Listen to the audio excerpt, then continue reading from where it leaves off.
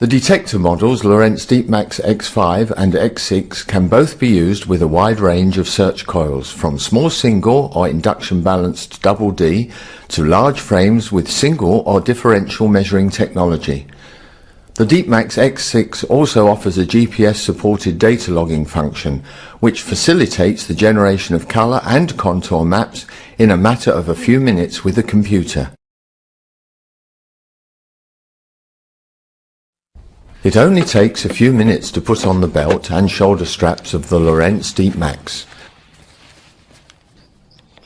Adjust the straps to comfortable lengths and mount the electronics unit in front of the operator on the hooks provided.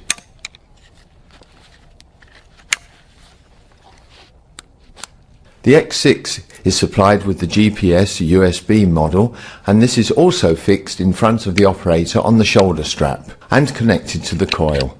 The external battery pack is connected to the electronics unit. The Deepmax is now ready for use.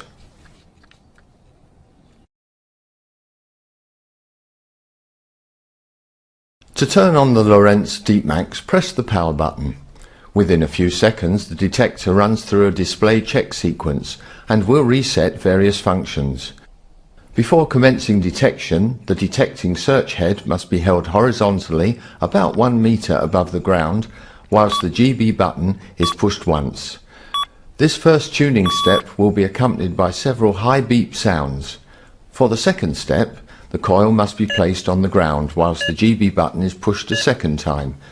Several lower beep sounds and an arrow pointing to the ground on the display will indicate that the unit is tuning itself to the ground.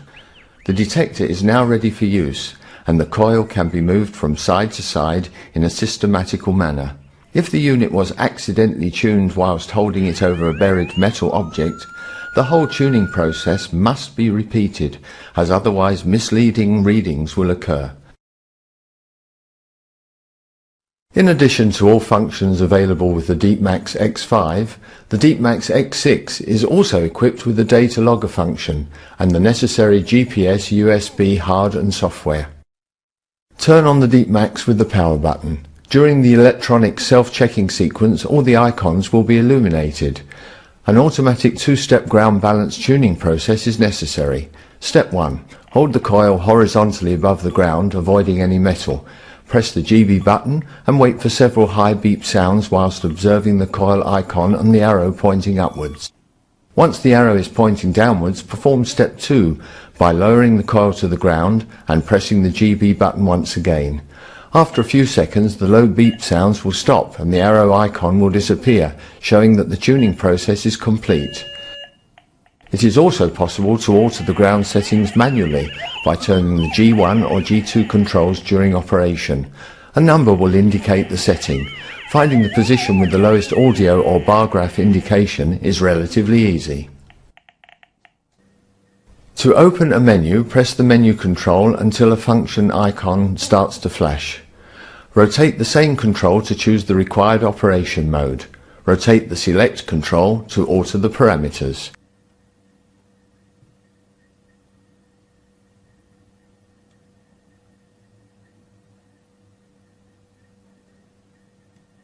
Delay settings 1 to 4 offer sensitivities for a range of different metals without affecting the indication of magnetic ground.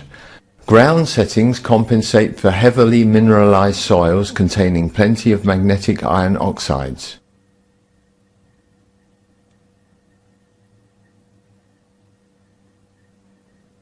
The filter will reduce the amount of noise received from power lines or radio transmitters. Higher filter settings reduce response speed and are only suitable for large frame coils.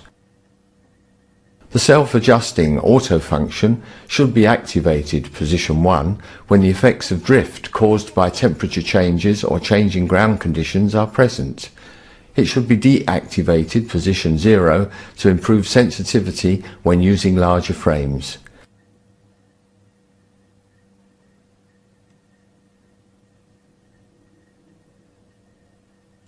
Sensitivity. 1 is the lowest sensitivity, 5 the highest sensitivity.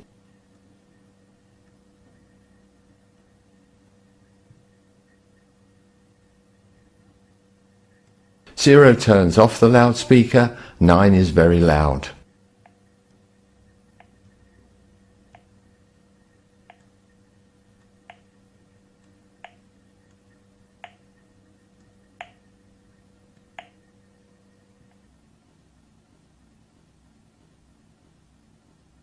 The D-log on the Deepmax X6 activates the data logger function.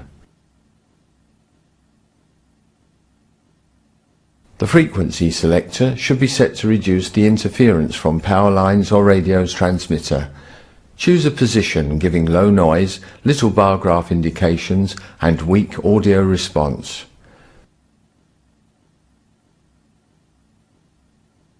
Audio controls the initial tick rate from silent -9 to a continuous tone +9. For most applications, a setting near 0 is suitable.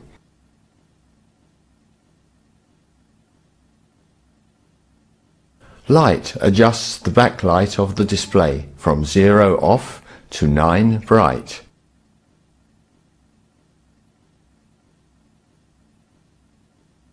Tone provides two dynamic ranges, analog and logarithmic. In the analog mode, the audio frequency rises quickly to the highest tone, and in the logarithmic mode, the audio frequency will rise quickly initially and subsequently slowly to the highest tone even if the metal is close to the coil, thus improving pinpointing. Use the menu and select controls to select the desired modes and the required values. Press 0 to leave the menu and store the settings, which will also be available the next time you turn on the unit. Here are three examples using a 35 cm double D coil to show some possibilities available for determining ferrous and non-ferrous indications. Small coins, thin plates and folio give very fast settling eddy currents. Very low values together with non-ferrous are displayed. Ferrous metal objects typically give values in the range 30 to 60.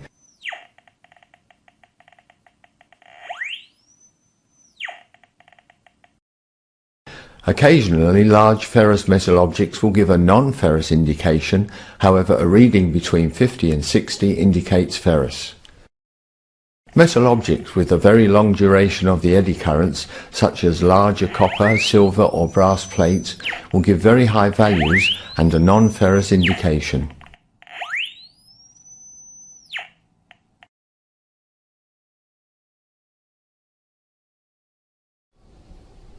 Before working with the Deepmax X6 data logger function, it is necessary to tune the unit to the ground.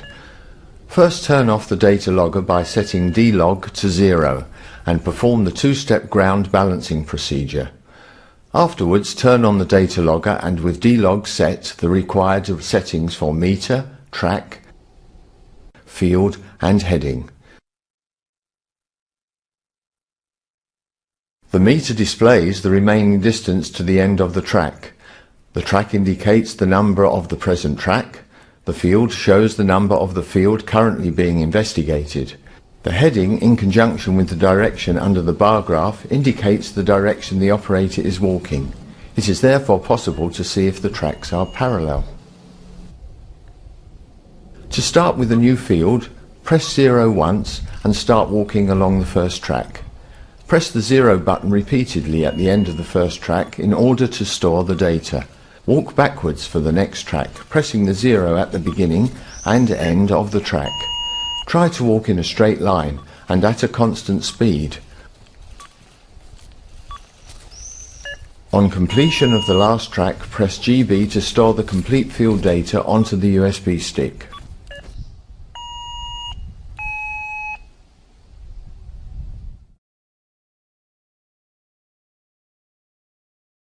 Insert the USB stick in the computer. Color and image maps can be generated with just a few clicks using the already installed Surfer and Scripter software. 6 different maps will be generated simultaneously when covering the ground with multiple tracks. Each scan or map is different depending on the electronic analysis method and therefore will not only show several sensitivity ranges but can be the key to determining the likely kind of metal buried in the ground.